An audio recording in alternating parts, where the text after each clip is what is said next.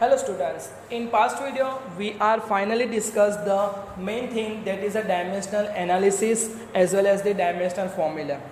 Now today we are going to discuss its application with some example. Okay, so what is the first example? First use of the dimensional analysis to obtain the relationship between the unit of the some physical quantity in the two different system of unit. मैंने उस time भी बोला था कि आपको यहाँ पे जो भी तो सिस्टम ऑफ यूनिट कंसीडर करनी है, that you have to consider one is the CGS system and another is the what MKS system. समझ में आ रहा है? अब हम इसको सॉल्व कैसे करना है अंदर समझो डायरेक्ट. हाँ समझो आप बराबर. सबसे पहले हम फोर्स के बारे में बात करेंगे. किसके बारे में? फोर्स के बारे में. तो जब भी आप ये फर्स्ट एप्लीकेशंस कर रहे हो तो आपको पहले इसका डायमेंशनल फॉर्मूला पता होना चाहिए, और डायमेंशनल फॉर्मूला पता होने के उसका यूनिट या तो फिर आपको उसका इक्वेशन पता होना चाहिए अंदर. बराबर. चलो भाई मुझे यूनिट नहीं पता है तो मैं यहाँ पे F का इक्वेशन लिखो m है, और उसके हिसाब से उसका यूनिट क्या बनेगा? kg मीटर पर सेकंड स्क्वायर बनेगा, क्योंकि मास का kg होगा और एक्सेलरेशन का क्या लिखा है? मीटर पर सेकंड स्क्वायर. अगर मेरे पास ये चीज़ अवेलेबल है then I am now able to write down the dimensional formula of the force. और क्या होगी? चलो मास एक बार है तो m1 लिखूंगा, लेंथ एक बार है तो L1 लिखूंगा, टाइम दो बार तो 2 लिखूंगा, पर डिनोमीटर में इसलिए माइनस साइन लिखूंगा. तो सबसे पहले आपको ये चीज़ करने के लिए भी फिजिकल क्वांटिटी है उसकी डायमेंशनल फॉर्मूला आपको पता होनी चाहिए, या तो फिर बनाना आना चाहिए अंदर. समझ में आ गया इतना पार्ट सबको? बराबर. और दूसरा, आप जो भी सिस्टम में कन्वर्ट कर रहे हो बराबर, तो दोनों के आपका जो नए उसका हाइब्रिड जो यूनिट होता है उसका नेम पता होना. जैसे फोर्स का जो फाइनल यूनिट है वो हम न्यूटन बोलते हैं, पर हकीकत में न्यूटन और कुछ नहीं, क्या है? किलोग्राम मीटर पर सेकंड स्क्वायर है. तो ये कौन सा पार्ट हुआ? MKS का पार्ट हुआ. अभी मैं CGS के बारे में बात करूँ तो किलोग्राम की जगह मुझे क्या लिखना पड़ेगा? ग्राम लिखना पड़ेगा. मीटर की जगह मुझे सेंटीमीटर लिखना पड़ेगा, और डिवाइड बाय क्या होगा भाई? सेकंड स्क्वायर होगा अंदर. समझ में आ रहा है? तो ये कौन सी सिस्टम होगा? CGS. तो जिस तरह से MKS में ये कॉम्बिनेशंस को हम न्यूटन बोलते हैं, उसी तरह CGS में ये कॉम्बिनेशन को फोर्स के लिए क्या बोला गया है? डाइन बोला गया है अंदर. DYNE. बराबर. क्या बोला गया है? डाइन बोला गया है अंदर. बराबर. तो फाइनली अब हमको क्या करना है कि 1 newton equal to how much dyne, वो हमको फाइंड करना है. यानी कि MKS वाले यूनिट की CGS में क्या वैल्यू होगी कन्वर्ट होने के बाद, वो हमको यहाँ पे कैलकुलेट करना है. तो उसके लिए आपको क्या करना है कि पहले इतना काम खत्म कर लिया, उसके बाद आपको ऐसे कॉलम लगाने, यहाँ पे लिखना है MKS और यहाँ पे क्या लिखना है भाई? CGS लिखना है अंदर. समझ में आ गया? अब आप देख लो कि आपका जो भी डायमेंशन है उसमें कौन कौन से फंडामेंटल यूनिट है. तो यहाँ पे ओनली 3 थे. एक M था, एक L था और दूसरा T था. M किस में था? kg में था. L मीटर में था. और यहाँ पे जो T है वो किस में था? सेकंड में था अंदर. बराबर. अब उसको मैं CGS में कन्वर्ट करूंगा तो यहाँ पे भी मैं M ही लिखूंगा, पर मुझे M ग्राम में लिखना है. तो kg को ग्राम में लिखने से पहले मुझे उसके फैक्टर से मल्टीप्लाई करना पड़ेगा कि नहीं करना पड़ेगा? Because I am going from bigger unit to the smaller unit. और हम जानते हैं कि what is the value of 1 kg into the gram? 1 kg equal to 1000 gram, and 1000 we can represent in terms of 10⁻3. Yes और no? उसी तरह length का L और सेंटीमीटर लिखना है मुझे, पर मीटर को सेंटीमीटर में कन्वर्ट करने से पहले मुझे क्या करना पड़ेगा भाई? 10⁻2 लिखना पड़ेगा कि नहीं लिखना पड़ेगा अंदर? हाँ कि ना? और टाइम को तो भाई टाइम के फॉर्मेट में ही रखना है, तो उसका कुछ लिखने की ज़रूरत नहीं है, दोनों के सेम है. तो जब भी आप कन्वर्जेशन करो तो आपका ये पार्ट फिक्स्ड होगा. अगर एम्पियर आया तो एम्पियर के हिसाब से लिखो, फिर अंदर टेम्परेचर टेम्परेचर के हिसाब से लिखो अंदर. समझ में आ गया कि ना आ गया अंदर? बराबर है. चल अब हम क्या करेंगे? फाइनली रिलेशन फाइंड करेंगे. अभी MKS में तो फॉर्मूला हमको पता है कि M1 L1 T-2 है, तो उसके इक्वल टू CGS में आप लिखेंगे तो किस तरह से लिखेंगे कि भाई ये kg वाला था तो kg को ग्राम में लिखते थे, तो क्या लिखा था हमने? 10⁻3 M लिखा था, और फिर ये M का पावर जो है वो यहाँ पे चिपका देने का अंदर. उसी तरह लेंथ की बात करें तो उसका क्या था? 10⁻2 L था, और उसका यहाँ पे जो पावर है वो चिपका देना 1 है, याद रखना अंदर. और T तो जो है वही का वही लिख दो, कोई फर्क पड़ता नहीं है अंदर. समझ में आया? अभी सीधी सी बात है, पावर है, बेस का पावर है और उसका ब्रैकेट के बाहर पावर है, यानी कि यहाँ पे एक्सपोनेंट का पावर ऑफ पावर का रूल लगेगा कि नहीं लगेगा अंदर? और हमको पता है पावर ऑफ पावर का क्या होता है? मल्टीप्लाई होता है. तो 3 का 1 से मल्टीप्लाई 3 होगा, 2 का 1 से 2 होगा. तो फाइनली राइट हैंड साइड में आपको क्या मिलेगा? 10⁻³ m1 बराबर, फिर 10⁻² L1 बराबर, और 10⁻0 हो गया इसलिए उसका तो t⁻² जैसा क्या वैसा रहेगा। अब ये बेस सेम है तो पावर का क्या हो जाएगा, एडिशन हो जाएगा, तो 3 + 2 क्या हो गया, 5 हो गया। तो आपको फाइनली CGS में भी डायमेंशन तो वही का वही मिलेगा, क्योंकि है तो भाई मास, लेंथ और टाइम ही है, पर CGS के हिसाब से उसका जो फैक्टर है वो हमको क्या मिला, 10⁻5 मिला। तो अब हम बोल सकते हैं कि 1 न्यूटन यानी कि MKS वाले को मुझे CGS में यानी कि डाइन के फॉर्मेट में लिखना है तो मुझे 10⁻5 लिखना पड़ेगा। अंदर समझ में आ गया। अगर मुझे ऐसा बोला गया कि मुझे 2.5 न्यूटन है पर मुझे उसकी वैल्यू डाइन में चाहिए तो मैं क्या करूँगा, 2.5 लिखूँगा इंटू 10⁻5 कर दूंगा। अंदर समझ में आ गया कि ना आ गया। और अगर उसका उल्टा पूछा जाए कि 1 डाइन आपको पूछा है उसके इक्वल टू कितने न्यूटन, तो भाई -5 न्यूटन लिख देने का। अंदर सीधी सी बात है, न्यूटन बड़ा यूनिट है और डाइन क्या है, छोटा है। अगर छोटे में से बड़े में कन्वर्ट कर रहे हो तो आपको क्या करना पड़ेगा, डिवीजन करना पड़ेगा। याद आ रहा है, मैंने ऐसे पहले भी सिखाया था आपको अंदर। और बड़े में से छोटा हो तो आपको क्या करना है भाई, मल्टीप्लाई करना है। अंदर समझ में आ गया सबको इतना पार्ट, यस और नो। अब उसी तरह से सेम टू सेम हम वर्क का काम करेंगे, वर्क के लिए हम रिलेशन फाइंड करेंगे।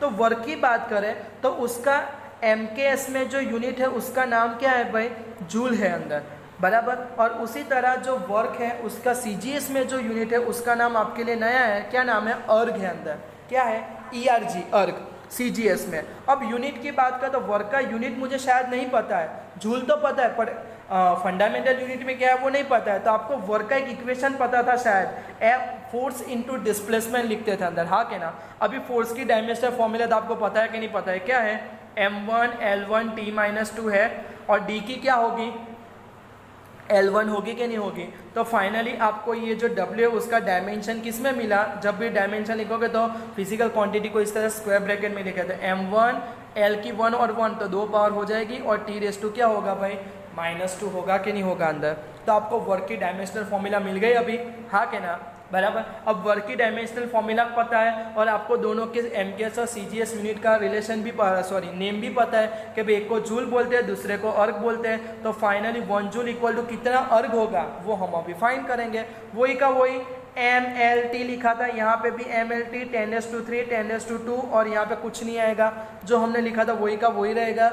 अभी आप डायमेंशनल फॉर्मूला MKS के साइड से लिखो तो क्या होगा, m1 L2 T-2 होगा, इक्वल टू, अगर आप CGS में लिख रहे हो तो m1 की जगह क्या लिखना पड़ेगा भाई, 10⁻3 m⁻1 आएगा क्योंकि पावर 1 है। उसी तरह 10⁻2 L और उसका पावर 2 आएगा क्योंकि 2 है, और t⁻2 का वही रहेगा अंदर, हाँ के ना, बराबर। पावर ऑफ पावर का क्या होता है भाई, मल्टीप्लाई होता है। तो वही थियरी हम लगाएंगे तो आपको यहाँ पे इक्वल टू क्या मिलेगा, 10⁻3 m1 मिलेगा। उसी तरह 10⁻2 का पावर 2 था, बराबर, क्योंकि यहाँ पे देख सकते 2 है और उसका पावर, तो टोटल पावर कितना हो जाएगा भाई, 4 हो जाएगा कि नहीं हो जाएगा। तो 10⁻4 में डायरेक्ट लिख दूँ और क्या होगा, L² होगा, और t⁻2 यहाँ पे इसको आगे ले आओ, 3 पावर है 4 पावर, एडिशन हो गया, क्या होगा 7, और आपको क्या मिला, m1 L2 T-2 मिला कि नहीं मिला अंदर, हाँ के ना। तो यहाँ पे आपको फाइनली रिलेशन क्या मिला कि भाई 1 जूल यानी कि MKS वाले को इक्वल टू क्या मिला, 10⁻7 अर्ग मिला। याद रखना है MKS बड़ा यूनिट है और CGS उसका क्या है, छोटा है, इसलिए यहाँ पे मल्टीप्लाई हुआ। उसी तरह 1 अर्ग हो तो आपको क्या लिखना है, 10⁻7 जूल लिखना अंदर, समझ में आ। 10⁻7 जूल का मतलब क्या, 1 डिवाइड बाई 10⁻7 ही हुआ ना अंदर। और हम सिंपलिस्टिक के लिए हम न्यूमरेटर में माइनस साइन के साथ क्या करते हैं, यहाँ पे लिखते हैं अंदर। समझ में आ गया सबको इतना पार्ट, हाँ के ना। तो पहली एप्लीकेशन सबको क्लियर हो गई। How can we convert the given physical quantity in one system और unit to the another, that is from MKS to CGS और from CGS to MKS. Okay, now we are try to discuss the next method, otherwise next use, that is how we are checking the dimensional consistency of the given equation. यानी कि हमको जो भी equation दिया गया है, बराबर, वो सही है कि नहीं है, वो हम डायमेंशनल फॉर्मूला का यूज़ करके कैसे कर सकते हैं, वो हम यहाँ पे अब नाउ डिस्कस करेंगे। पर उससे पहले हमको एक चीज़ समझनी है और उसको बोलते हैं प्रिंसिपल ऑफ होमोजीनिटी। क्या बोलते हैं, प्रिंसिपल ऑफ होमोजीनिटी। अभी आपको सबको पता है कि if you have to do the addition then the physical quantity must be same. अगर आपको स्पीड है, स्पीड दी गई है, बराबर, तो उसमें कभी भी टाइम ऐड होगा नहीं होगा ना अंदर। स्पीड के अंदर स्पीड ही ऐड होगी अंदर, कभी भी टाइम ऐड नहीं होगा अंदर। टाइम होगा तो टाइम के अंदर टाइम ऐड होगा, टाइम के अंदर कभी लेंथ ऐड होगी नहीं होगी ना अंदर। बस यही चीज़ प्रिंसिपल ऑफ होमोजिनिटी बताता है अंदर। तो क्या बोल रहे हैं कि magnitude of the physical quantity having the same dimension, यानी कि जिसका डायमेंशन सेम होगा बराबर फिजिकल क्वांटिटी का और जिसका भी मैग्नीट्यूड, वो ही हम ऐड कर सकते हैं एक दूसरे के अंदर, या तो फिर सब्ट्रैक्ट कर सकते हैं अंदर बराबर। अगर उनका डायमेंशंस अलग अलग है तो आप वो दो कॉम्बिनेशंस को कभी भी ऐड या सब्ट्रैक्ट कर सकते हैं नहीं अंदर। समझ में आ रहा है? तो मैंने अभी ही बोला आपको कि भाई टाइम के अंदर क्यों मैं लेंथ ऐड नहीं कर सकता, क्यों? क्योंकि टाइम का डायमेंशन t1 है जबकि लेंथ है उसका l1 है, तो ये कभी भी ऐड नहीं होंगे अंदर। समझ में आ रहा है इतना पार्ट? पर मैं यहाँ पे लेंथ को कोई और फॉर्मेट में कन्वर्ट कर दूँ, यानी कि यहाँ पे मेरा जो इक्वेशन था उसको कोई और फॉर्मेट में ले जाओ, तो मेरा काम यहाँ पे बनेगा। कैसे बनेगा हम नेक्स्ट वाली स्लाइड में अभी जस्ट देखेंगे, पर पहले उससे पहले ये पॉइंट हम डिस्कस कर ले। This principle is called the principle of homogeneity of the dimension and this rule is very useful to check the dimension consistency of the given equation. यानी कि हम जब भी कंसिस्टेंसी यूज करेंगे तो ये रूल के हिसाब से चाहे डायमेंशन तो फाइंड करेंगे पर चेक करेंगे कि जहाँ पे भी एडिशन हो रहा है तो वह एडिटिव क्वांटिटी जो भी है उसका डायमेंशन सेम है कि नहीं है। सेम है तो ही हमारा इक्वेशन सही है, अगर अलग अलग हो रहा है तो फिर हमारा डायमेंशन यहाँ पे कंसिस्टेंट नहीं है। इसलिए यहाँ पे जो फॉर्मूला है वो 100% गलत होने के चांसेस है यहाँ पे अंदर बराबर। Clear? To check the dimension consistent of the given equation all term of the both side of the equation should have the same dimension. तो जितनी भी टर्म है बराबर, कॉम्बिनेशन की बात कर रहे हैं यहाँ पे, जितनी कंबाइंड टर्म बन रही है उसकी यहाँ पे डायमेंशंस क्या बननी चाहिए? सेम बननी चाहिए अंदर बराबर। Dimension consistency do not guarantee correct of the equation. पर एक चीज़ है यहाँ पे, कंसिस्टेंसी हर बार गारंटी नहीं देती है कि वो करेक्ट ही होगा अंदर बराबर। वो क्यों नहीं देती है, कब केसेस में नहीं दे सकती, वो हम लास्ट वाला क्वेश्चन जब डिस्कस करेंगे उसमें बोलेंगे अंदर बराबर। तो चलो देखते हैं कि किस तरह से ये वर्क करता है। हमको एक इक्वेशन दे दिया गया है, हम ये इक्वेशन के बारे में ऑलरेडी अवेयर हैं। x equal to x0 plus v0t plus 1/2 a/t²। समझ में आ रहा है? तो यहाँ पे आपको ये सारी चीज़ मिला के फाइनली क्या मिलने वाला है? x मिलने वाला है बराबर। तो यहाँ पे टर्म कितनी? ये फर्स्ट टर्म, ये सेकंड टर्म और थर्ड टर्म।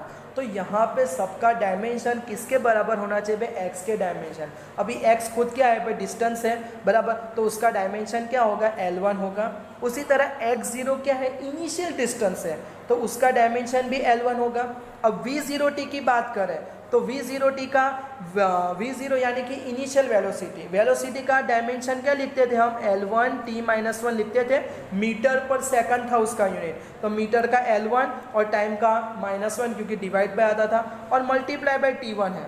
तो अब सीधी सी बात है कि t⁻1 इंटू t⁻1 होगा, तो यहाँ पे पावर का क्या होगा भाई? एडिशन होगा, तो -1 + 1 क्या होगा? 0 होगा बराबर। तो किसी का भी 0 पावर उसको तो हम क्या लेते हैं? 1 लेते हैं कि नहीं लेते अंदर बराबर। तो फिर हुआ क्या? l1 t-1 था इंटू t1 आती है, दोनों तो कट हो गए, तो बचा क्या? l1।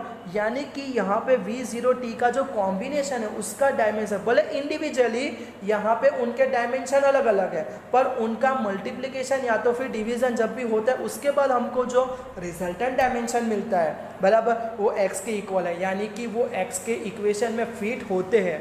यानी कि ये लोग कंसिस्टेंसी हमको बताते हैं अंदर। समझ में आ रहा है सबको इतना पार्ट? और तीसरा है 1/2 a/t²। तो 1/2 का तो कांस्टेंट है, कोई डायमेंशन होता नहीं है। अभी एक्सेलरेशन का डायमेंशन क्या होगा? l1 t-2 होगा। क्यों? क्योंकि उसका यूनिट हम क्या लिखते थे? मीटर पर सेकंड स्क्वायर लिखते थे कि नहीं लिखते थे। और मल्टीप्लाई बाय t⁻2 होगा क्योंकि t² है, तो ये तो दो कट हो गए, तो फिर से l1 हुआ।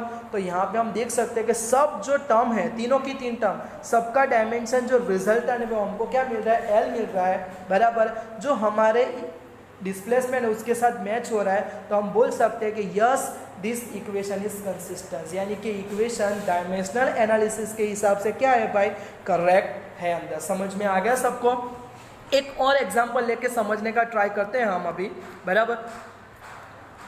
समझ लो, आप सबको शायद पता होगा कि काइनेटिक एनर्जी के का इक्वेशन हम क्या लिखते थे? 1/2 mv² लिखते थे। अभी ये है तो एनर्जी, एनर्जी यानी कि क्या हुआ? वर्क ही हुआ। और वर्क का डायमेंशन आपको पता था, अभी थोड़ी देर पहले देखा, m1 l2 t-2 था अंदर बराबर। तो सीधी सी बात है कि ये जो क्वांटिटी है उसका भी डायमेंशन वही बनना चाहिए, तभी बोलेंगे कि हाँ भाई ये के का इक्वेशन क्या है, सही है अंदर। तो चलो चेक करें हम।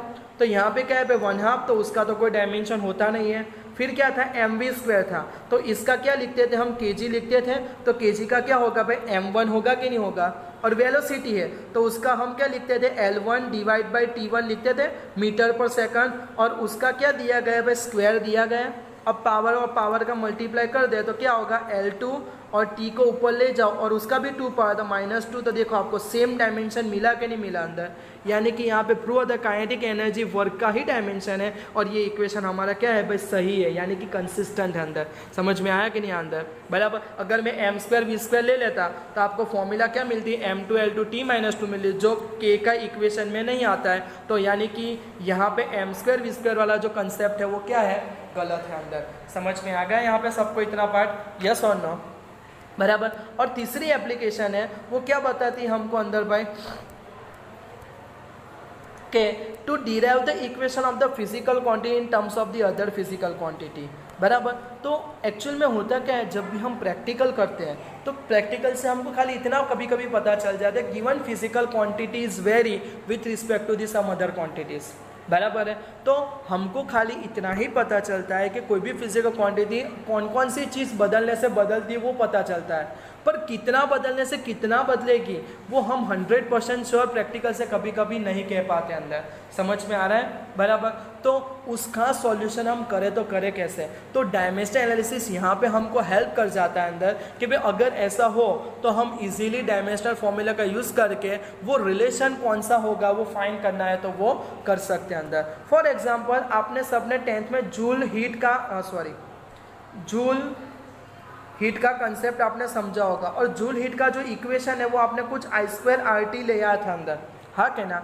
अभी मुझे खाली इतना पता है, ऐसे समझ लो कि मेरा जो जूल हीट है, यानी कि जब भी मैं कोई कंडक्टर में से इलेक्ट्रिसिटी पास करूंगा तो वो हीटअप जो होगा अंदर, समझ में आ रहा है, तो उसकी जो हीट जनरेट होगी वो किसके प्रोपोर्शन में है वो मुझे नहीं पता है, वो खाली मैं लिख देता हूँ I, R और T के हिसाब से। पर वो डायरेक्ट प्रोपोर्शन में, इन्वर्स प्रोपोर्शन में, स्क्वायर में, वो मुझे नहीं पता है। पर मैं डायमेंशनल एनालिसिस का यूज़ करके जो फॉर्मूला मैंने अभी पहले लिखी थी, अगर आपको याद है तो अच्छी बात है, ना याद है तो अभी याद कर लो कि I²RT हम डायमेंशनल एनालिसिस से क्या करेंगे, फाइंड करने का ट्राई करेंगे अंदर। समझ में आ रहा है सबको इतना पार्ट, यस और नो, बराबर। तो जब भी ये चीज़ आप करने जा रहे हो तो अगेन वही की वही चीज़, आपको जो भी रिस्पेक्टिव फिजिकल क्वांटिटी है उसका डायमेंशनल आपको पता होना चाहिए अंदर। समझ में आ रहा है अंदर, बराबर। तो जब भी ऐसी थियोरी का स्टार्टिंग का हो तो सबसे पहले आपको क्या करना है कि आपकी जो भी फिजिकल क्वांटिटी है उसको इस हिसाब से लिख देना है, यानी कि आपको जूल हीट है तो H लिख दो, प्रोपोर्शनल लिख दो, बराबर। I, R और T जो भी फिजिकल क्वांटिटी पे डिपेंड करता है तो वो आप लिख दो, और उसके रिस्पेक्टेड पावर आप अपने हिसाब से जो मन मर्जी दे दो, ABCD दे दो, XYZ दे दो, अल्फा बीटा गामा दे दो। तो हम यहाँ पे क्या करते हैं, A, B और C पावर दे देते हैं, बराबर। और उनकी वैल्यू हम फाइंड करेंगे और उससे पता लगाएंगे कि भाई गिवन फिजिकल क्वांटिटी है वो I के कौन से प्रोपोर्शन में है, डायरेक्ट प्रोपोर्शन में, इनवर्स में, स्क्वायर के है, स्क्वायर रूट के प्रोपोर्शन में, कौन से प्रोपोर्शन में है, उसी तरह आर के कौन से प्रोपोर्शन में, टी के भी क्या है, वो हम क्या करेंगे, फाइंड करेंगे अंदर। अभी सीधी सी बात है, ये क्या है भाई, हीट एनर्जी है, यानी कि एनर्जी हुई। तो एनर्जी का डायमेंशनल फॉर्मूला अब हमको याद रहेगा होगा, क्या लिखते हैं हम, m1 L2 T-2 लिखते हैं कि नहीं लिखते हैं अंदर, बराबर। फिर उसके बाद मैं बात करूं I की। अभी I क्या है भाई, करंट है अंदर, क्या है, करंट। और करंट तो खुद अपने आप में फंडामेंटल क्वांटिटी है और उसका यूनिट क्या है, एम्पियर। तो उसका डायमेंशन क्या होगा भाई, A1 होगा कि नहीं होगा, इसलिए यहाँ पे A1 लिखा है, बराबर। पर यहाँ पे हमारे इक्वेशन के हिसाब से I का पावर A था, इसलिए हमने A का पावर क्या लगाया, A लगाया अंदर, बराबर। अब दूसरा आता है R, रेजिस्टेंस। रेजिस्टेंस का आपको डायमेंशंस पता होना चाहिए अंदर, बराबर। तो आपको कहाँ से फाइंड सका, V = IR, तो R = क्या होगा भाई, V/I होगा। अभी आपको I का तो पता है पर V का भी पता होगा तो आपको R का भी डायमेंशनल मिल जाता कि नहीं मिल जाता, बराबर से, बराबर है। अभी हम यहाँ पे डिस्कस नहीं करेंगे किस तरह से वी का करना है, आप जस्ट अभी खाली रिकॉल कर लो कि भाई वी का ऐसा है। हम जब एग्जांपल करेंगे तब मैं आपको समझाऊंगा भाई किस तरह से वी का बना, क्योंकि एक्चुअल में क्या है कि आपने इसके जो इक्वेशन है थोड़े बहुत 10 में देखे हैं, तो उसका यूज़ करके किस तरह से डायमेंशनल बनाते हैं वो हम नेक्स्ट जो वीडियो होगा उसमें क्या करेंगे, डिस्कस करेंगे। अभी जस्ट हम समझ लेते हैं कि भाई आर का डायमेंशन ये है, हमने जस्ट लिख दिया, अच्छा है 1 2 3 और फिर से 2 आता है, लास्ट वाले 2 माइनस माइनस में लिखने हैं अभी अंदर, बराबर है। और फिर क्या है, टाइम है, तो टाइम के लिए तो हम टी ही लिखते थे अंदर, हाँ के ना, और जो भी उसके पावर है उसके विथ रिस्पेक्ट तो हमने लिख दिया यहाँ पे।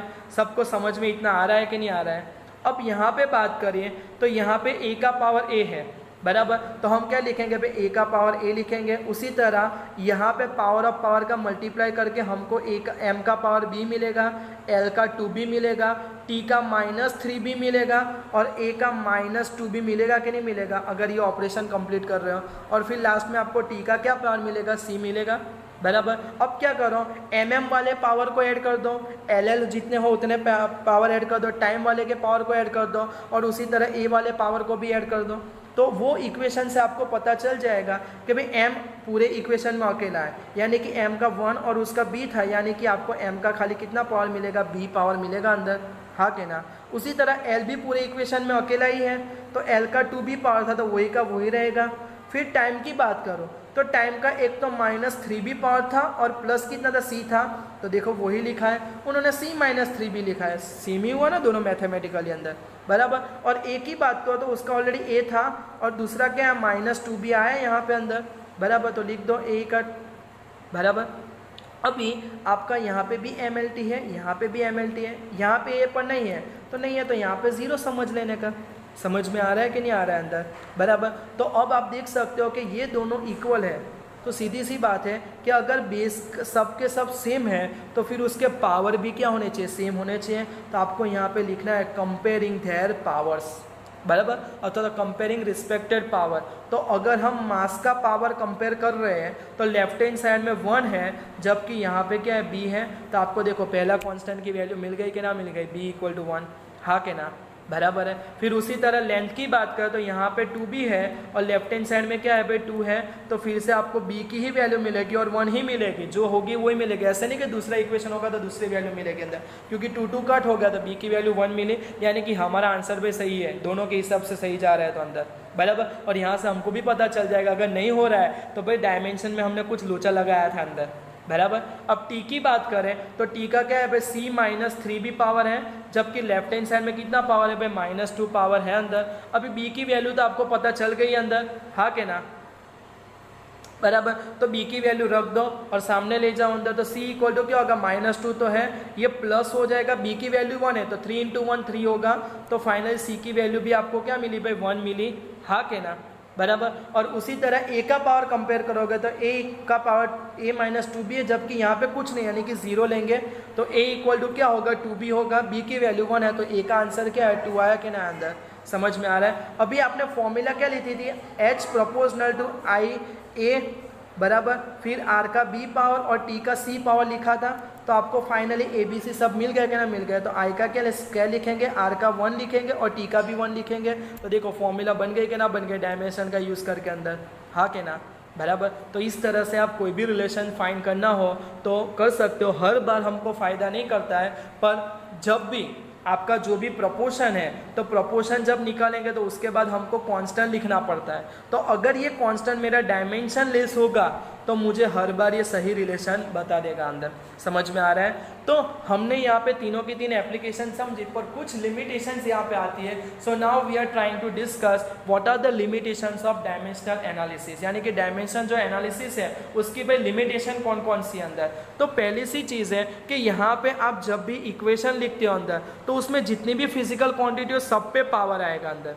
अगर ये सारी physical quantity only m, k और s से में ही डिफाइन हो जाएगी, उसके यूनिट होंगे अंदर, तो यहाँ पे क्या होगा कि आप 3 से ज़्यादा अगर आपके पावर के ऑप्शन जनरेट हो रहे हैं, यानी कि आपने पहले में क्या ABC 3 लिए थे अंदर अननोन, बराबर पावर, अगर आपको 4 लेने हो, 4 अननोन मिल रहे हैं तो 4 अननोन फाइंड करने के आपको 4 इक्वेशन चाहिए, पर यहाँ पे खाली m के है तो उसके हिसाब से खाली आपको कितनी इक्वेशन है, 3 ही मिलेंगे, समझ में आ रहा है। वहाँ पे हमारे पास 4 थे इसलिए 4 मिले थे अंदर, बराबर।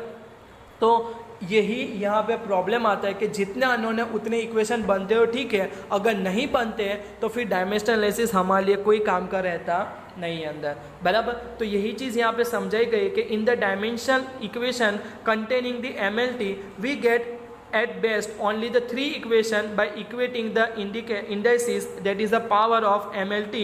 Hence this method is of no avail in the deducing the exact form of the physical relation which happen to depend upon the more than the three quantity, बराबर। तो अगर ज़्यादा क्वांटिटी पे डिपेंड होगा तो हमको ज़्यादा इक्वेशन चाहिए, अगर वो नहीं बनते होंगे तो आप फाइन कर सकते हैं नहीं अंदर। दूसरी चीज़ है कि dimensional analysis does not give any information regarding the constant, यानी कि मेरा कांस्टेंट डायमेंशन वाला है कि डायमेंशन लेस है, वो कभी भी यहाँ पे स्पेसिफाई करता नहीं है अंदर, समझ में आया। तो इसीलिए ये मेथड तभी यूज़ होगी अगर आपका जो भी इक्वेशन बना है उसका कांस्टेंट जो है वो डायमेंशन लेस हो, तभी आप ये मेथड यूज़ कर सकते हो अंदर। अगर वो डायमेंशन वाला निकला तो हमको थोड़ी पता है भाई उसका क्या डायमेंशन होगा अंदर, समझ में आ रहा है। तो ये मेथड हमारे लिए यूज़फुल रहती नहीं है अंदर। फिर उसी तरह तीसरी बात करें कि अगर मेरे इक्वेशन में कुछ क्वांटिटी ऐसी है जिसका कोई डायमेंशन ही नहीं है तो उसकी भी इंफॉर्मेशन मुझे नहीं मिलेगी ना अंदर, क्योंकि कुछ इक्वेशन ऐसे होते हैं कि जैसे कि हम 12th की बात करें तो फ्लक्स का इक्वेशन क्या होता है, BA cos थीटा होता है या तो फिर EA cos थीटा होता है। तो ये इक्वेशन में E का डायमेंशन है इलेक्ट्रिक फील्ड का और एरिया का भी है, पर cos थीटा तो क्या है भाई, डायमेंशनलेस क्वांटिटी है, उसका कोई डायमेंशन नहीं है, मीटर किलोग्राम ऐसा कुछ लिखते नहीं है, समझ में आ रहा है, क्योंकि ये सब एंगल की वैल्यूज है अंदर, बराबर। तो सीधी सी बात है भाई उनका तो कोई यूनिट है नहीं, तो जिसके यूनिट नहीं होते हैं वो फंक्शन हमारे इक्वेशन में होंगे कि नहीं होंगे वो हम बता नहीं सकते अंदर, समझ में आ रहा है। तो वही थर्ड लिमिटेशन बताई गई है कि the equation contain the exponential और ट्रिगोनोमेट्रिक फंक्शन, बराबर, like outside the preview of this method, यानी कि ये मेथड से हम ये जान नहीं सकते कि वहाँ पे भाई ये फंक्शन होंगे कि नहीं होंगे अंदर। एक्सपोनेंशियल का बात कर रहा है कि अगर आप लॉगरिथम होगा तो लॉग वाले क्वेश्चन का भी क्या होता है, कोई डायमेंशंस होता नहीं है, एंटी लॉग हो, एक्सपोनेंट फॉर्म हो, e⁻² पावर में हो, तो ये सारे कांस्टेंट जो अगर यहाँ पे प्रेजेंट हो गए तो हम वो कौन से प्रपोर्शन में, कौन से पावर में, मल्टीप्लाई में, डिवाइड बाय, ये हम कभी भी डायमेंशनल एनालिसिस से बता सकते हैं नहीं अंदर, यानी कि डायमेंशनल एनालिसिस हार जाती है जब ट्रिगोनोमेट्रिक फंक्शन या तो फिर एक्सपोनेंट या कुछ आता है अंदर। और लास्ट बोल रहे हैं कि this method is of no use if the constant of proportionality is not dimensionless, अगर हमारा जो कांस्टेंट प्रोपोर्शन है वो डायमेंशन लेस हो तो नो प्रॉब्लम, पर डायमेंशन वाला निकला यानी कि उसका डायमेंशन कुछ फिक्स नहीं, कुछ ना कुछ निकला, तो फिर ये मेथड हमारे लिए कोई काम की रहती नहीं। यानी कि आप सेकंड की बात करो, थर्ड की बात करो, ज़्यादा कोई डिफरेंस नहीं है, दोनों ऑलमोस्ट सेम चीज़ कर रहे हैं अंदर, बराबर है। यानी कि ये बोल रहा है सेकंड वाला स्टेटमेंट, अगर कोई कांस्टेंट होगा तो उसकी इन्फॉर्मेशन हमको नहीं कि होगा कि भी नहीं होगा, 1 होगा 3 होगा वो हम नहीं बोल सकते। यहाँ पे बोल रहा है अगर कोई कांस्टेंट का डायमेंशन निकला, बराबर, तो भी ये मेथड यहाँ पे कोई काम की रहती नहीं अंदर, बराबर। तो यहाँ पे वीडियो में हमने क्या किया, जो भी हमारा डायमेंशनल एनालिसिस का पार्ट था वो हमने कवर किया, बराबर। इसका जो नेक्स्ट वीडियो होगा उसमें हम क्या करेंगे, कुछ उसके रिलेटेड एग्जाम्पल स्टडी करेंगे अंदर। Okay, thank you.